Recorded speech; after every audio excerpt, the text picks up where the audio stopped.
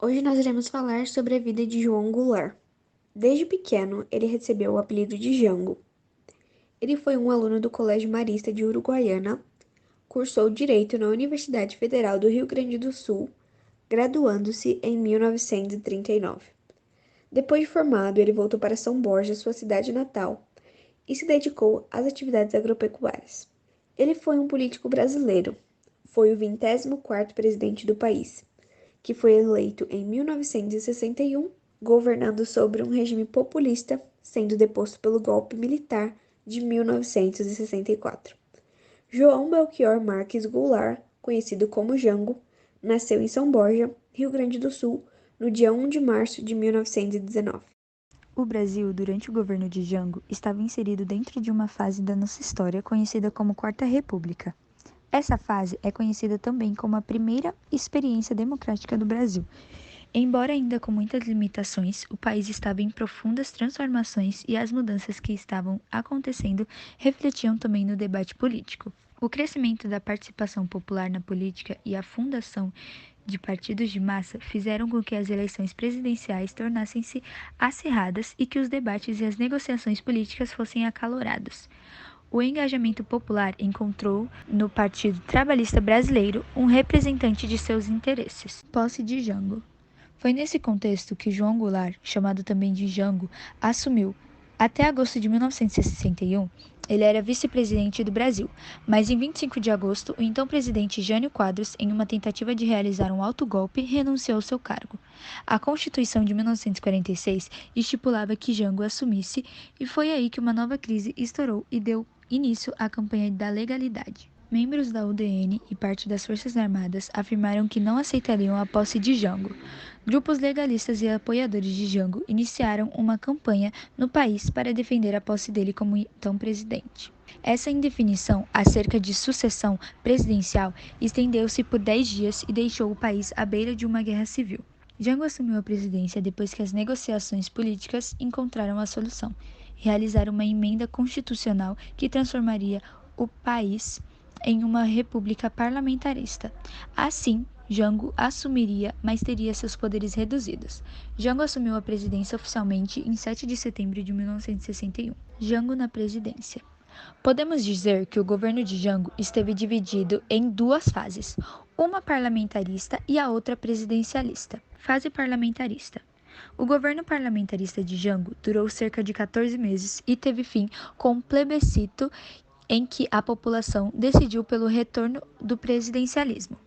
O parlamentarismo tirava uma série de atribuições políticas do presidente, e com isso, Jango não teve muitas possibilidades de manobras políticas. Nessa fase, foram montados 3 gabinetes que evidenciam o grau de instabilidade política que se encontrava no Brasil.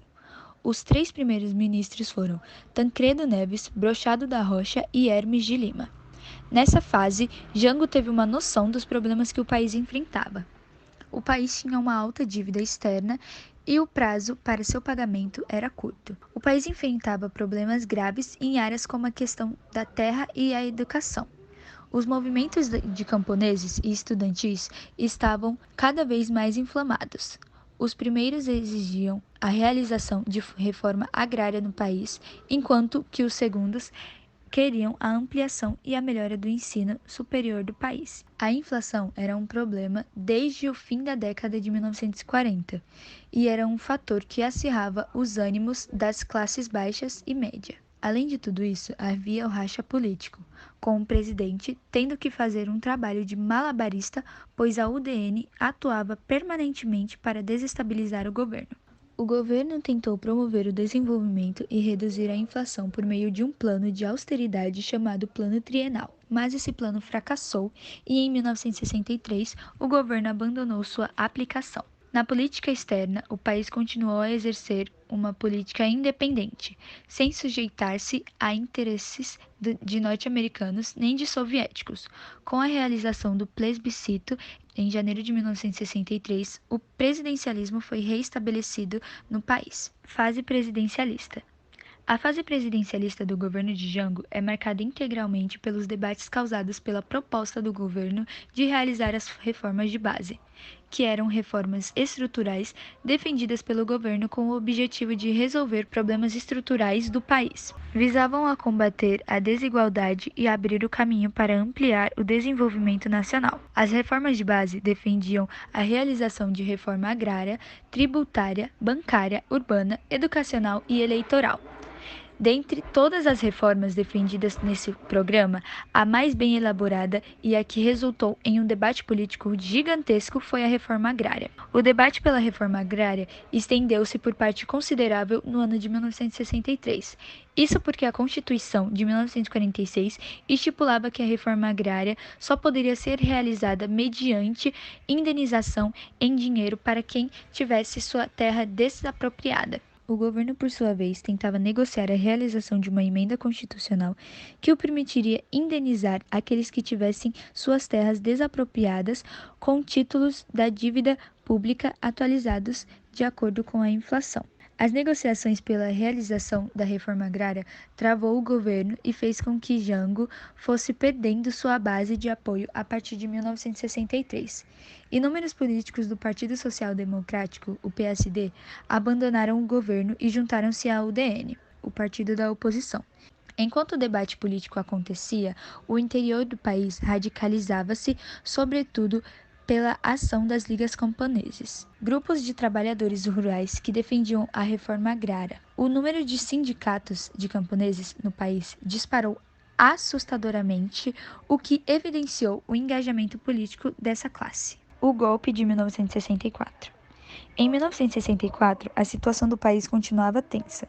Os grupos que conspiravam contra Jango tinham uma estratégia de derrubada do governo avançada, e Jango, vendo-se politicamente atado e sem conseguir realizar suas reformas, resolveu guinar seu governo à esquerda, em 13 de março de 1964, no conhecido Discurso da Central do Brasil. Nesse discurso, Jango reafirmou publicamente seu compromisso de realizar a todo custo as reformas de base. A resposta conservadora não tardou, e em 19 de março, 500.000 de pessoas mobilizadas por grupos direitistas realizaram a Marcha da Família com Deus pela Liberdade.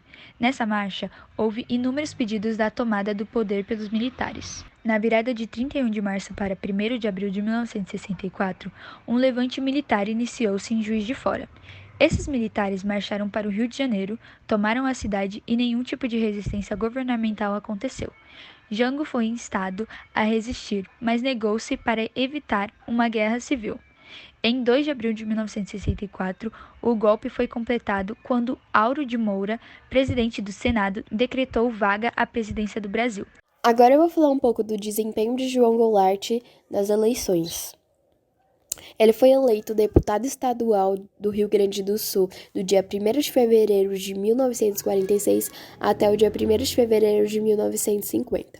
Depois ele foi eleito novamente deputado federal pelo Rio Grande do Sul do dia 1º de fevereiro de 1951 até dia 1º de fevereiro de 1955.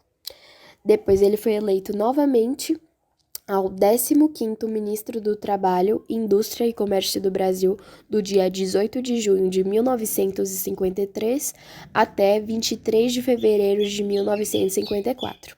Depois, novamente, ele foi eleito a 14º Vice-Presidente do Brasil, do período de 31 de janeiro de 1956 até 25 de agosto de 1961.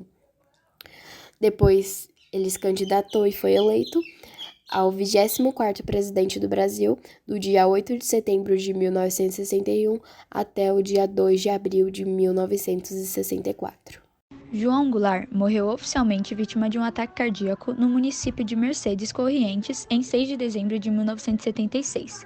Existem, contudo, suspeitas por parte dos familiares, colegas de política e outras personalidades de que João Goulart tenha sido assassinado por agentes da Operação Condor. Por decisão da família, não foi realizada autópsia em seu corpo antes do sepultamento.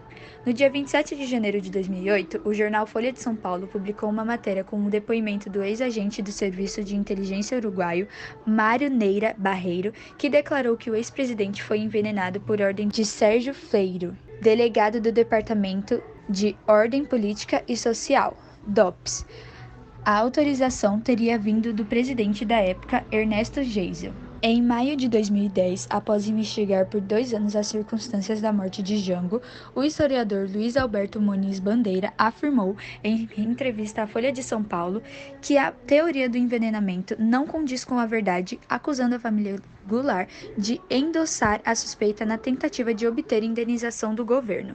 A tese sobre o suposto assassinato do ex-presidente é analisada num trecho inédito em seu livro O Governo João Goulart.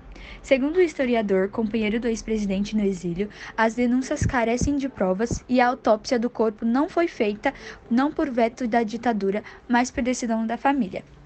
Ele afirma ainda não ter dúvidas de que João Goulart morreu de infarto, dado seu histórico de problemas cardíacos e falta de cuidados com a própria saúde. Bom, a nossa apresentação acaba por aqui.